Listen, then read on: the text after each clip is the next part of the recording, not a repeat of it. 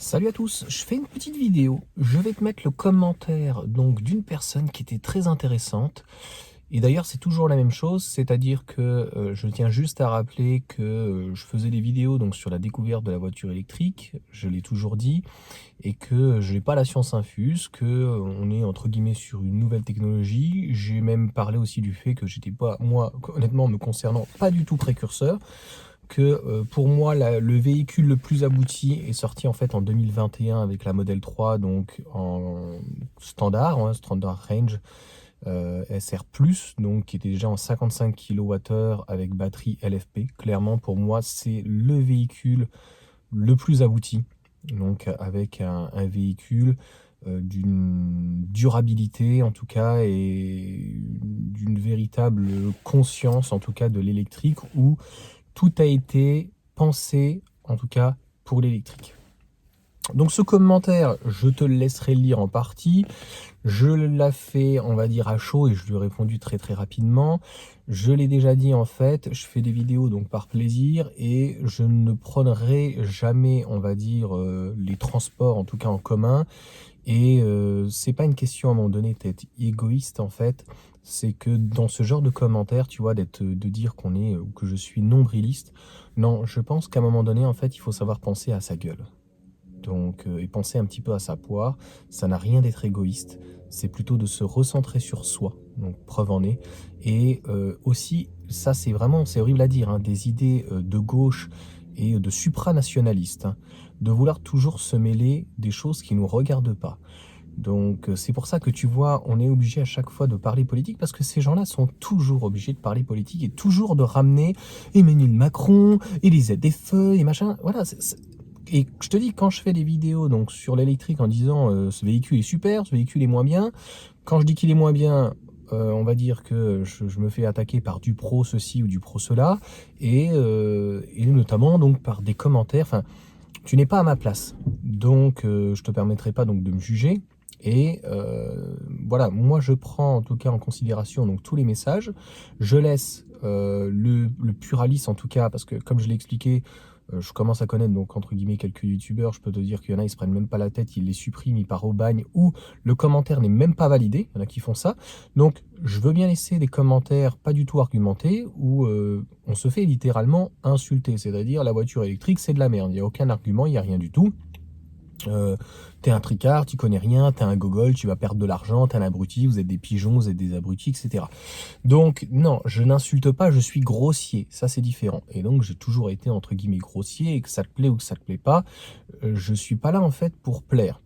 Et voilà, qui se ressemble en tout cas, ça semble clairement aujourd'hui, moi ce que je veux faire, ben, c'est d'expliquer mon ressenti, mes intentions, comment je vois la perception, en tout cas, des choses, et d'une manière individualiste. Et en fait, je vois pas pourquoi c'est très hypocrite tout ça de dire oui, il faudrait penser aux autres, etc. Bah, j'en ai marre en fait. Pense à toi, fais-toi plaisir, et c'est ce que je dis notamment à mon fils qui est très volubile et qu'on a énormément donc ouvert. Faut être bienveillant, faut être machin. Non, il y en a qui t'emmerdent, tu lui dis. Tu lui dis une première fois gentiment, il comprend pas. Une deuxième fois, il vient t'embêter, tu l'éclates. Voilà, ça s'appelle non pas l'intolérance, mais ça s'appelle la tolérance et le respect. Le respect, il est de chaque côté. Donc, quand tu n'as quelqu'un en fait qui n'est pas respectueux et qui t'attaque, c'est tout à fait normal en fait de lui répondre. Donc après, il peut considérer, ou la personne peut considérer, que ce n'est pas justifié ou que c'est un petit peu exagéré, mais je dirais qu'à un moment donné, qui s'y frotte s'y pique. Et ça, c'est des choses qui n'existaient pas avant, où chacun ramène un petit peu sa gueule, et puis chacun un petit peu dit ce qu'il veut. Donc, concernant la géopolitique, on voit en ce moment que ça soit du côté palestinien-Israël ou en Ukraine et donc en Russie, il y a vraiment une cristallisation énorme où les gens, en fait, littéralement, limite se chient dessus. Alors, non, on va éviter d'être nombriliste, et en fait, on va éviter de prendre parti.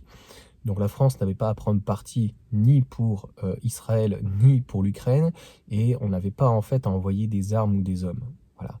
Les gens n'arrivent pas à comprendre, et leur seul argument, c'est de dire oui, mais ils sont aux portes de l'Europe.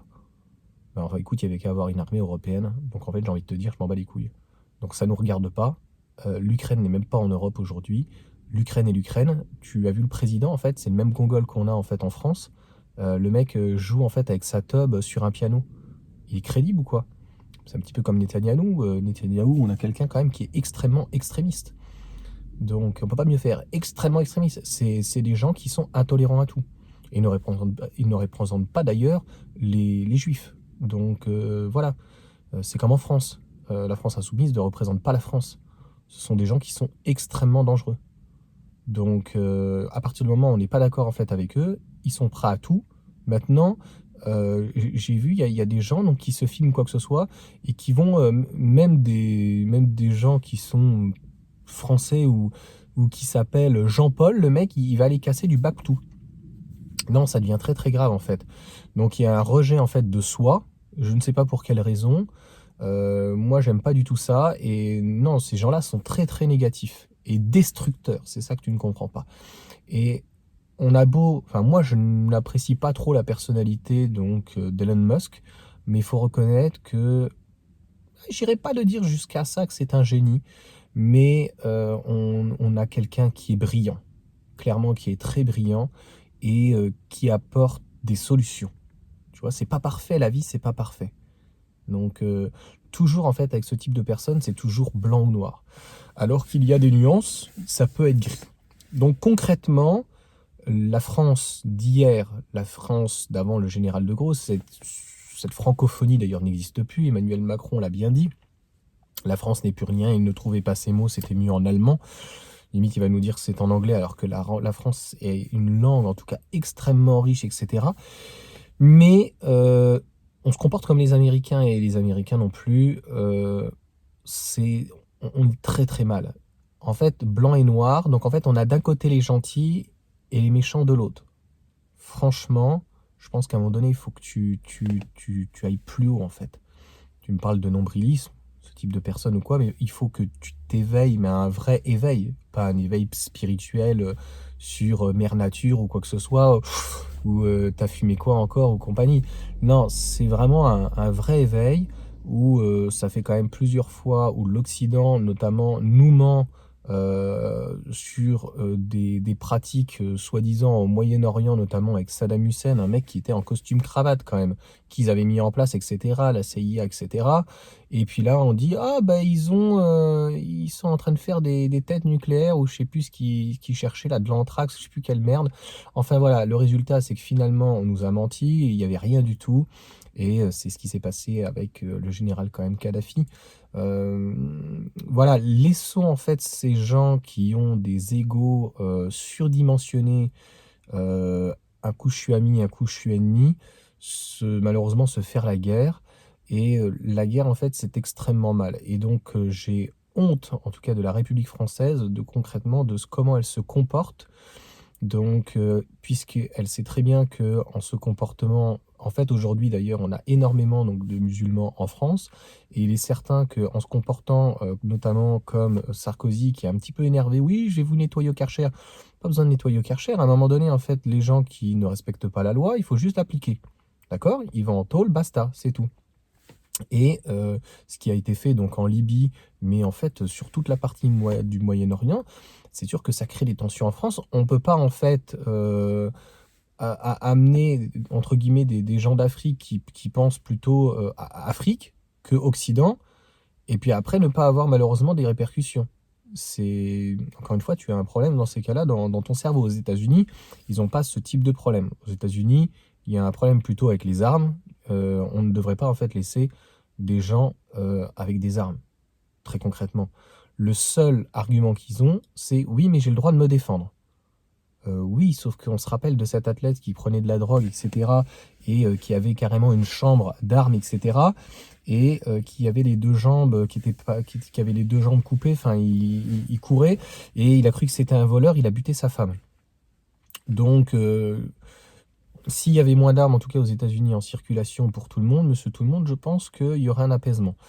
Aujourd'hui, de toute façon, en France, quand tu vois où elles sont les armes, elles sont soit du côté des chasseurs, soit du côté des cités, avec les Kalachnikov, etc. Et puis de l'autre côté, c'est les fusils de chasse. Donc, il n'y a pas d'apaisement. Je pense qu'on va s'occuper déjà un petit peu de notre cul. On va s'occuper des problèmes plutôt en France et des Français. de tous les Français, tu vois, au lieu d'aller donner des leçons de morale en fait aux autres, qu'on se comporte comme des colonialistes ou quoi que ce soit, tu vois, encore en Afrique ou ailleurs au Moyen-Orient ou quoi. Et puis je pense qu'à un moment donné aussi, on va arrêter de laisser faire les touche pas à mon pote depuis les années 80 et puis un peu ce wahhabisme, les salafistes, hein, vraiment tout ce qui est Arabie Saoudite, etc. Arrêter en fait d'endoctriner notre jeunesse, voilà, sur TikTok, etc.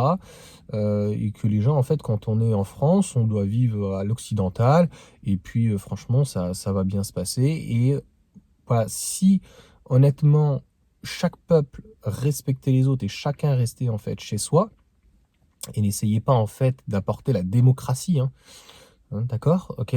Donc on voit toutes les exactions qui ont été faites donc, par les Américains, soutenues derrière après par la France, etc. Donc à un moment donné, c'est vrai que il faut pas non plus, comment dire, euh, c'est c'est le retour de bâton, indirectement. Donc je dirais que on l'a un peu cherché. On l'a cherché par deux manières, comme je viens de l'expliquer.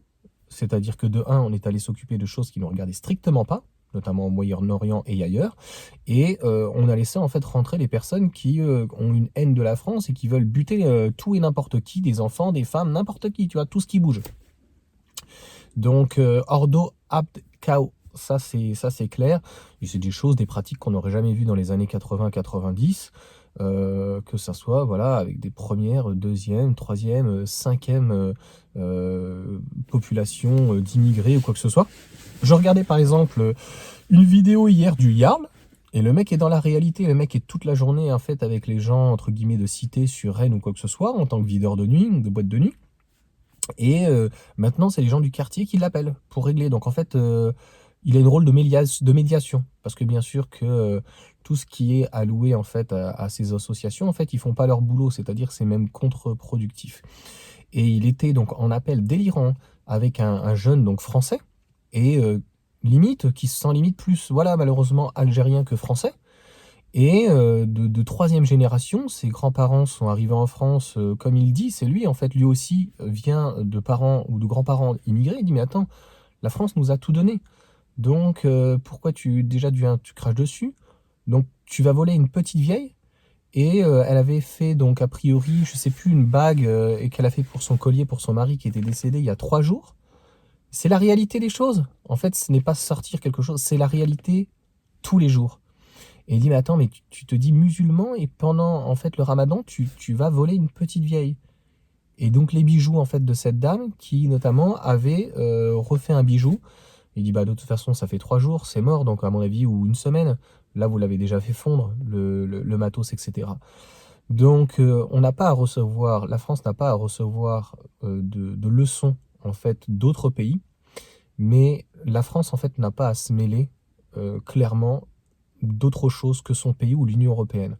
Donc que la France déjà fasse son boulot au niveau de l'Union européenne, avec donc on va dire les interconnectivités, les échanges commerciaux entre la Chine, les États-Unis et ailleurs. Et puis malheureusement ça n'arrivera jamais. Il faudrait peut-être qu'un jour la France, l'Allemagne ou en tout cas l'Europe se détache un petit peu de les États-Unis et de la CIA et de ces gens en fait qui ne cautionnent que la guerre parce que bah, finalement la paix c'est l'angoisse du marchand d'armes. Et je crois que les 10 premières sociétés de marchands d'armes, il y en a 9, elles sont américaines, donc sans compter les Anglais, les machins. Donc une armée peut servir éventuellement pour se défendre, pour sécuriser un lieu, pour sécuriser même un lieu à l'étranger où il y a des ressortissants français. Ça me semble tout à fait normal, c'est-à-dire qu'il y a des ambassades et on est là en fait pour protéger nos ressortissants français. Par contre, ce que ça fait aussi Monsieur François Hollande, c'est une honte d'aller dire qu'on allait protéger au Mali alors qu'on était là au nom de... Alors moi j'ai toujours le nom d'Areva, mais c'est plus Areva, donc c'est en tout cas la partie donc nucléaire, donc privée, où en fait on était là pour l'uranium, etc.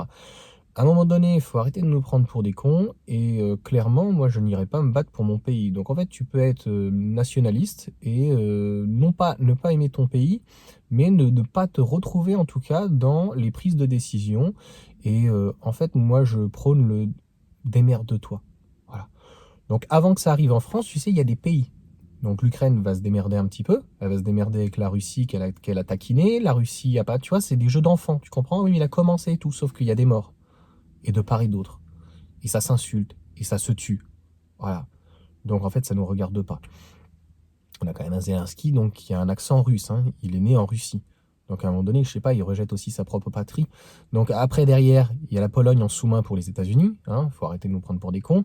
Et après la Pologne, l'Allemagne, Luxembourg, Belgique, France, comme tu veux. En tout cas, la Russie n'est pas le, entre guillemets, le nouvel Hitler. Hein. Faut arrêter. Hein. Donc si les gens étaient un petit peu plus raisonnables et un peu plus conscients des choses, ils n'iraient pas en tout cas faire la guerre et en tout cas les dirigeants n'iraient pas emmener des jeunes au casse-pipe parce que finalement les jeunes ils sont pris à l'armée comme mon grand-père malheureusement pour l'Algérie, ils n'ont rien demandé quoi. Comme il m'avait dit, c'est malheureusement lui ou moi. Donc c'est d'une tristesse tout ça. Et là, c'est pas aux portes de la France, hein, comme éventuellement en Algérie où c'était juste la Méditerranée ou quand c'est l'Italie. Hein, on a des problèmes sur la frontière italienne, donc des choses bien plus importantes que ce que tu racontes en fait au niveau de la guerre. C'est-à-dire que, entre guillemets, ces tensions sont à des milliers de kilomètres. On a déjà des tensions, il y a des gens qui rentrent par l'Italie et qui arrivent avec des machettes et qui dézinguent en fait tout ce qui bouge, quoi. Donc je te rappelle du gars en fait qui était dans un parc et qui était en train de courir après tout le monde. Il a fallu que ça soit un mec qui soit derrière lui. Et encore une fois, hein, peu importe sa couleur, peu importe qu'il soit français, peu importe qu'il soit touriste ou qu'il vienne. Enfin, on donne une image, tu vois, les Jeux Olympiques de merde là 2024, mais on donne une image. Et en plus, ces gens de gauche, ils arrivent même pas à assumer en fait tous les clandestins qu'ils ont sur Paris ou quoi que ce soit, ou toute cette misère, ils vont la déplacer. Voilà ce que c'est en fait ces gens.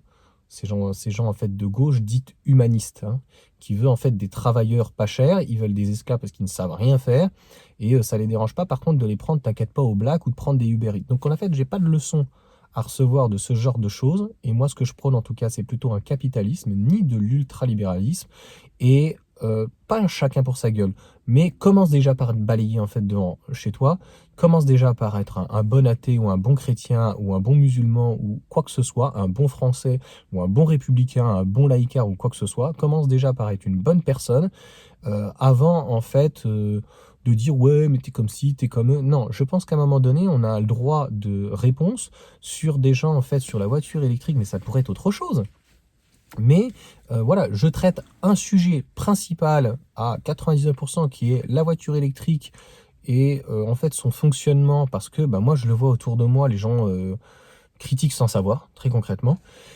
Et je trouve ça dommage. Et puis, c'est quelque chose que je voulais faire, je l'ai déjà dit depuis pratiquement 20 ans, mais j'ai eu pas mal de voitures de sport, de luxe, je sais pas, t'interpréteras comme tu veux, et parler d'un Porsche Cayenne où tu fais du 20 litres, c'est très mal vu de toute façon.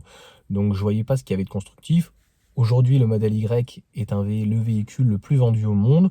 Donc finalement, on pourrait la considérer par rapport aux années 60 à une coccinelle. C'est la voiture pratiquement du peuple, en tout cas.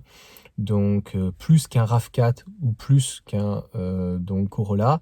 Si certains Français trouvent qu'elle est trop chère, eh ben en tout cas à l'étranger, elle n'est pas si chère que ça. Donc ça voudrait dire peut-être qu'aussi le pays, malheureusement, va mal et en pleine dégringolade. Donc, et d'ailleurs, je rejoins aussi Hervé, donc ça fait longtemps qu'on ne s'est pas eu, donc qui est un ami, et là je le rejoins parfaitement. Je crois qu'il me disait, moi je regarde plus la télé, mais on envoie encore 10 milliards, je ne sais plus si c'est l'Europe ou la France, où on envoie 2 ou 3 milliards pour, comment dire, pour, pour le soutien de guerre. De toute façon, à un moment donné, nous sommes devenus un pays de soumis. Si quelqu'un devait nous attaquer, même le Luxembourg à côté de chez nous, la Belgique, on a 3 jours de toute façon pour tenir. Donc voilà, et c'est très inquiétant par contre quand on a un Emmanuel Macron qui vient, je crois, sur 5 ou 10 ans, revenir réarmer donc, notre pays. Encore une fois, tout l'argent qu'on met à l'extérieur pour soutenir des guerres, on devrait plutôt s'occuper donc de notre cul. Je vois pas en fait ce qu'on vient faire au Moyen-Orient. Vraiment. Donc faisons tout pour être indépendants, c'est ce que je prône dans ma maison et avec la voiture électrique.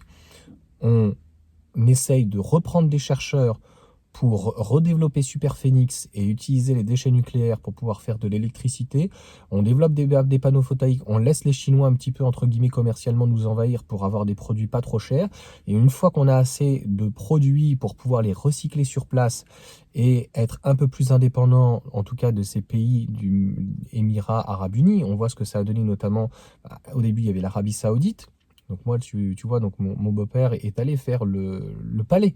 Donc je crois que de temps en temps, il regarde mes vidéos. Donc bonjour Pierre. Et il est allé faire le palais. Donc mettra pas de petits commentaires, je pense, mais du roi de l'époque, je sais plus comment, Hassan II, je sais plus. Je veux pas dire de bêtises. Et aujourd'hui, en fait, on est un petit peu asservi au cul et chemise avec un petit peu le Qatar. Et on voit, ça ne ramène, ça pue le fric. Je sais pas si tu arrives à comprendre. C'est pas bon. Le Moyen-Orient, depuis 2 000 à 3 000 ans, ça a toujours été ça. Ça pue le fric, il y a toujours eu de l'or, il y a toujours eu en fait de l'esclavagisme. C'est eux qui ont euh, fait créer l'esclavagisme, notamment d'Afrique noire ou quoi que ce soit. Et comme d'habitude, bah, nous en fait, soit on a laissé faire, soit en gros, on est allé se mêler en fait de choses qui ne nous regardaient pas. Donc l'Occident, l'Europe, la France ou les États-Unis n'est pas le gendarme du monde. Il y a d'ailleurs des pays qui le font mieux. Je tiens à rappeler, je sais plus, c'était pas au Liban, hein. Je sais plus, là, c'était très très chaud là, vers la Turquie. Et finalement, la Russie et aussi de temps en temps la Turquie fait un meilleur travail de diplomatie. Erdogan et Poutine, faut reconnaître, de paix. Même Donald Trump, donc pourtant je sais pas trop le personnage pareil, fait de très belles choses. Donc voilà, une vidéo un petit peu politique parce que concrètement, je pense qu'il fallait remettre un petit peu les pendules. Et très souvent, en fait, je parle du marché français ou des choses en France. Et malheureusement, on est obligé bien de réagir parce que c'est insultant, c'est le cas de le dire, même si ce n'est pas une insulte, qu'on est écolo bobo, qu'on a voté Emmanuel Macron. Moi, c'était tout sauf Macron, t'imagines? Et je me suis pris la tête, entre guillemets, avec mon cousin parce qu'il votait extrême gauche, quoi. Enfin bref, je vais pas rentrer dans le détail là-dessus. Donc moi, si tu veux, j'aurais pu voter Poutou, je n'avais rien à fiche. Tu vois le truc? Donc moi, c'est quelqu'un, si tu veux, qui est là pour détruire ce qui était la France. La France était quand même plutôt assez belle et plutôt prospère. Tu pouvais, je suis désolé, laisser ton enfant de 10 ans, même un peu plus jeune, sortir. Aujourd'hui, on a des gens qui sont complètement attardés. Encore hier ou avant-hier, je dépose mes enfants et il y a une dame donc, qui n'a pas fait attention quand elle a tourné à droite. Donc ceux qui connaissent Saint-Quentin, donc Nicolas Abou. Et en fait, au moment où je suis passé, je vois 2 voitures. Je dis, qu'est-ce qui se passe? C'est bizarre à cet endroit-là. La dame était en train de ramasser le petit, donc collégien certainement, qui allait donc en vélo. Et le monsieur était en train d'appeler à côté une autre voiture, donc certainement les pompiers. Et donc la dame a renversé. Alors je dis pas que les erreurs arrivent, mais à un moment donné, on a des gens qui sont en voiture, qui sont constamment sur leur téléphone, qui sont sur la tablette, qui regardent des jeux vidéo. On a des gens aussi qui sont en camion, qui sont drogués. Tu sais, les trucs là de gaz qu'on retrouve par terre, qui sont jetés, parce qu'en plus, ils les mettent pas dans une poubelle, ces bandes de porcs. Hein, souvent les Polonais, les Roumains, etc. Machin, ils sont drogués à ça. Et concrètement, ben voilà, on a quand même des 10 tonnes, des 20 tonnes, enfin des camions, etc. où des gens, ils sont pas clairs, quoi. Donc c'était pas comme ça, en tout cas, c'est pas du tout être réac, c'était pas du tout comme ça avant. Et je pense que le progrès, c'est super.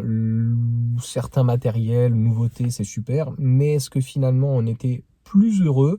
Est-ce qu'on est plus heureux avec ce matériel? Non, parce qu'en fait, tu vois, tu as des caméras, tu as plein de trucs maintenant pour faire ta sécurité, mais avant, tu n'avais pas besoin de toute cette sécurité. Parce que les gens, finalement, étaient heureux. Et pourquoi ils étaient finalement un peu plus heureux aussi? C'est parce que déjà, de un, ils étaient mieux éduqués, et de deux, il y avait un peu plus de fric. Donc quand, en fait, tu as un endroit qui est prospère, un peu comme Monaco, tu vois, c'est extrêmement dense, il y a énormément de population, il y a le monde entier, en fait, qui vient à Monaco. Et pourquoi c'est bien? C'est parce qu'en fait, déjà, il y a la sécurité, il y a beaucoup de flics, ok, mais il y a beaucoup d'argent, les gens n'ont pas en tout cas de problème d'argent. Et déjà, quand les gens n'ont pas de problème d'argent et que les gens sont éduqués, donc je parle bien d'éduquer, une vraie éducation, un vrai enseignement. Ce qu'il n'y a clairement plus à l'école, c'est juste une catastrophe, c'est une fabrique à crétins, c'est wesh, je le vois encore une fois constamment avec mes enfants. Enfin bref, je ne vais pas revenir encore sur ce débat, t'imagines 24 minutes pour ce genre de choses, mais l'essentiel du propos est de dire, donc, la société de toute façon est individualiste, le but c'est pas de penser qu'à sa gueule, hein, mais quand je dis le chacun pour soi, c'est commence déjà à balayer à ta porte. Tu balayes à ta porte, tu vois, tu t'occupes déjà de toi, tu t'occupes de ta famille. Et si tu as les ressources suffisantes, physiques, financièrement ou ailleurs ou quoi que ce soit, tu t'occupes éventuellement des autres. Mais en France, c'est déjà la merde, pas possible. Les gens, des fois, crèvent de faim, c'est difficile, il y a des difficultés. On va pas aller envoyer en fait du fric pour des armes. On va pas envoyer des armes, quoi. Enfin, tu comprends, c'est un peu délirant tout ça. Donc à partir du moment où ça ne vient pas apporter notre intégrité et qu'en fait, là, c'est un problème de l'Union européenne. Donc j'ai envie de te dire que à l'extrême, c'est à l'OTAN, c'est à l'Union européenne, enfin, de se démerder. Et ça va de toute façon, je suis très pessimiste là-dessus. Je vois pas comment ça peut bien s'arranger avec des sionistes. Et je vois pas comment ça peut s'arranger finalement. Tu regardes l'Ukraine, que tu aimes ou que tu n'aimes pas. Tu regardes la Pologne. La Pologne a toujours été. Donc il n'y a pas que. Hein, faut pas stigmatiser les gens. Hein, tu vois, le sionisme n'est pas les juifs. Hein, et n'est pas le judaïsme ou quoi que ce soit. Hein. Mais il y a des courants de pensée, notamment en Pologne, avec beaucoup de nazis. Hein, ils en parlent sans être pro-russes. Et ces gens-là, en fait, ils sont revanchards. Donc la haine, en fait, elle n'est clairement pas à mon niveau. Il n'y a pas de haine, puisque si tu veux, je dis chacun chez soi, tu vois. Donc restons chez nous, et on n'a pas en fait à s'occuper des autres. Donc en fait, il n'y a pas, y a pas de haine. Quelle est la haine? Envers qui? Donc dis-le moi. Donc voilà, on devrait s'occuper de tous les Français déjà, avant de s'occuper des autres, et avant de se mêler en fait des choses qui ne nous regardent pas. Enfin, moi, ça me semble tellement évident. Encore une fois, on n'a pas à rentrer, en fait, on ne doit pas prendre parti.